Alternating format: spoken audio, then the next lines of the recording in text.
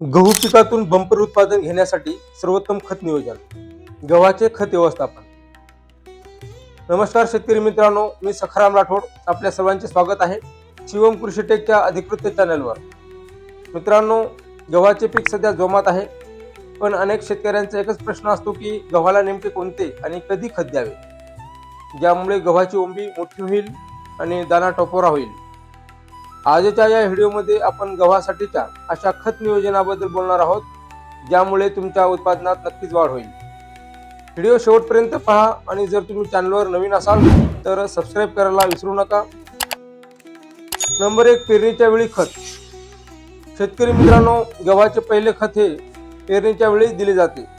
जर तुम्ही पेरणी करताना खत दिले नसेल तर पहिल्या पाण्यासोबत मी जे सांगतोय ते कोणतेही खत वापरू शकता. याच्यामध्ये पर्याय 1 दिलेले आहे, त्याच्यामध्ये DAP म्हणजेच 1846 1 बॅग अधिक सल्फर 5 किलो ह्या पद्धतीने तुम्ही देऊ शकता, किंवा त्याला पर्याय जर पाहायचं झालं तर NPK म्हणजे 10-26-26 दीड बॅग प्रति एकर, आणि पर्याय 3 12-32-16 दीड बॅग. या खतामुळे गव्हाच्या मुळांची वाढ चांगली येते आणि फुटवा फुटण्यास मदत होते.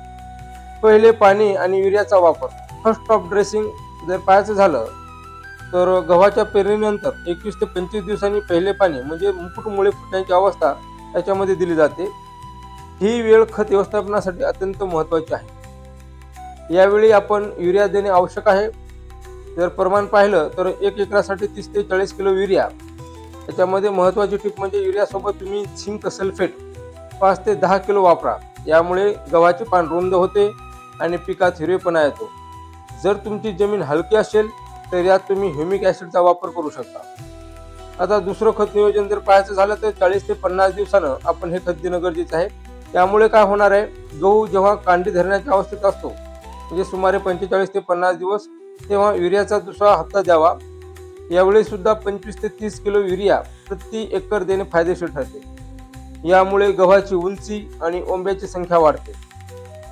त्याच्यानंतर आपण फवारणीतून खत व्यवस्थापन करू शकतो. जसं वॉटर सोल्युबल असेल, जमिनीतून खत देण्यासोबतच जर तुम्ही विद्राव्य खताची फवारणी केली तर रिझल्ट अधिक चांगले मिळतात. फुटवा अवस्थेत 19-19-19 ची फवारणी करा आणि ओंब्या बाहेर पडताना 052-34 1 किलो प्रति एकरची फवारणी करू शकता, किंवा त्याला पर्याय म्हणून आपण नॅनो DAP सुद्धा वापरू शकतो. त्याचबरोबर दाणे भरताना 0-0-50 म्हणजे पोटॅशची फवारणी केल्यास दाणा टपोरे आणि चमकदार होते. तर शेतकरी मित्रांनो, अशा प्रकारे जर तुम्ही गव्हाचे खत नियोजन केले तर तुमचे उत्पन्न नक्कीच वाढेल. तुम्हाला ही माहिती कशी वाटली आम्हाला कमेंटमध्ये नक्की सांगा. जर तुम्हाला उच्च दर्जाचे खते किंवा औषधी हवी असतील तर तुम्ही आमच्या शिवम कृषी टेक मंठालवाना रोड ढोकसाळ येथील दुकानाला नक्की भेट द्या. आम्ही शेतकऱ्यांना योग्य सल्ला आणि दर्जेदार कृषी निविष्ठा देण्यासाठी सदैव तत्पर आहोत. व्हिडिओ आवडला असल्यास लाईक करा आणि आपल्या इतर शेतकरी बांधवांना शेअर करा. आणि शिवम कृषी टेक यूट्यूब चॅनलवर जर नवीन असाल तर चॅनलला सबस्क्राईब करून शेजारी बेल आयकॉनला प्रेस करून ऑलवर क्लिक करून घ्या, जेणेकरून असेच कृषी विषयक नवनवीन माहिती आपण ह्या चॅनलच्या माध्यमातून देत असतो. व्हिडिओ शेवटपर्यंत पाहिल्याबद्दल धन्यवाद.